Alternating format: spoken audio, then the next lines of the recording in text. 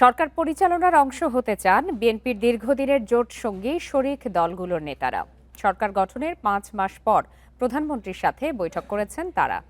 সরকারের কার্যক্রমে সম্পৃক্ত থেকে রাষ্ট্র পরিচালনায় ভূমিকা রাখার সুযোগের আশা তাদের। বৈঠকে জোটের ভবিষ্যৎ এবং নানা রাজনৈতিক ইস্যু নিয়েও আলোচনা হয়েছে।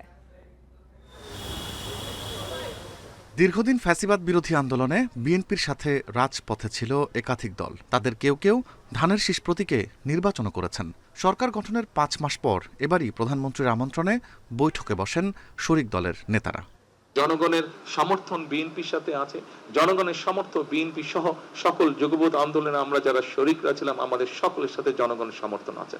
শরিক নেতাদের ভাষ্য, সরকার গঠনের পর জোটের শরিকদের সাথে আশানুরূপ সমন্বয় হয়নি। বলেন, রাজনৈতিক অংশীদার হিসেবে সরকার পরিচালনার কাজেও সম্পৃক্ত হতে চান তারা। আমরা খুব বিব্রত বোধ করি। এমনকি সরকারের বিভিন্ন অনুষ্ঠান, বিএনপির বিভিন্ন অনুষ্ঠান আগে যেভাবে আমাদেরকে আমন্ত্রণ জানাতো এবং আমাদেরকে বক্তব্য রাখার সুযোগ দিত, ইদানিং সেটা আমরা পাচ্ছি না। অতীতেও আপনারা যেভাবে মূল্যায়ন করেছেন, সরকার পরিচালনায়ও আমাদের সবাইকে সম্পৃক্ত রাখবেন।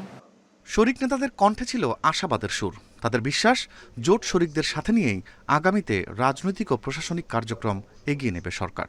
দায়িত্ব নেওয়ার পর থেকে সেখানে গুপ্ত সুপ্ত এবং স্বৈরাচারের দোসররা যেভাবে ঘাপটি মেরেছিল বা প্রকাশ্যে ছিল, সেইটাকেও কিন্তু ওনাকে ফেস করতে হচ্ছে, এখনও আছে। তাদের ব্যাপারেও সিদ্ধান্ত নিতে হচ্ছে। একটা জায়গায় সরকার যে অচিরেই দাঁড়াবে এবং সেখান থেকে শরিক সকলকেই মূল্যায়ন করার অঙ্গীকার কিন্তু উনি করেছেন। কারো কারো হয়তো বা না পাওয়ার বেদনাও ছিল, এরকম থাকাটা অস্বাভাবিক না।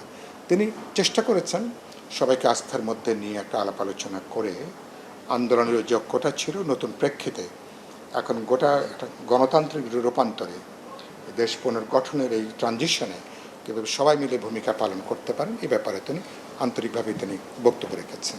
সরকারের বিরুদ্ধে বিরোধী দলের অপপ্রচার নিয়ে সরকারকে আরও কঠোর হওয়ার আহ্বান জানান তারা। বিএনপি জুলাই স্পিরিট প্রত্যাখ্যান করছে, সংস্কারের বিরুদ্ধে দাঁড়িয়ে যাচ্ছে।